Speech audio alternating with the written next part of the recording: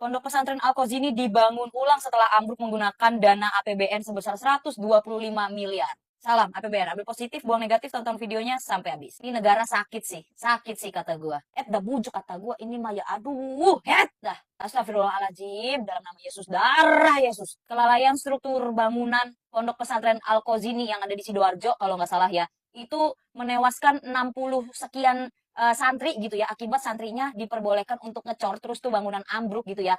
Terus itu bangunan yang ambruk itu malah dibangun pakai dana APBN, yang dimana harus kita akui dana APBN itu adalah dana negara milik bersama ya, milik kita semua. Karena dana APBN itu didapatkan dari pajak-pajak rakyat. Gedung Teradron kebakaran, pemiliknya langsung dijadikan tersangka, langsung masuk bui, langsung penjerong. Supir MBG karena kelalaian nyupir, nubruk siswa gitu ya, langsung dijadikan tersangka. Ini Ponpes Al-Qazini akibat kelalaian struktur karena santrinya diperbolehkan ngecor. Disuruh ngecor bahkan, bukan diperbolehkan ngecor, disuruh ngecor. Sampai menewaskan 67 santri gitu ya. Lah, pesantrennya dibangun ulang pakai dana APBN.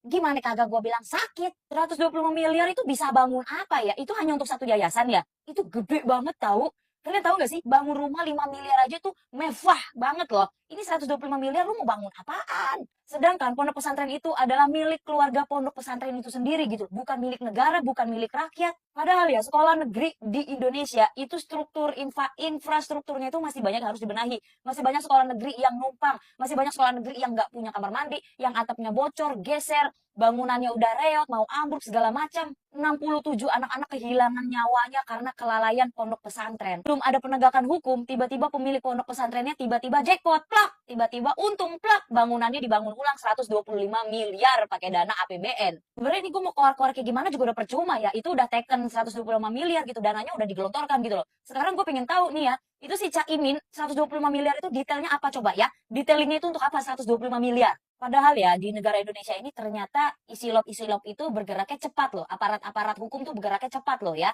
Itu buktinya si supir truk MBG, terus si pemilik Teradron, itu cepat loh dia jadi tersengkong gitu ya. Cepet loh dia ditekong say.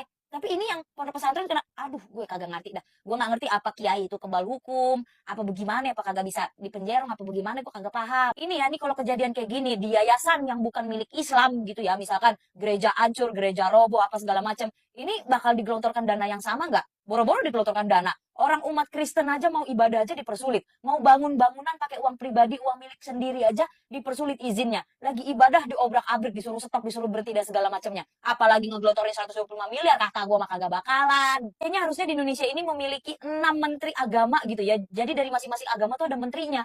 Ini kalau kayak begini jatuhnya kagak adil.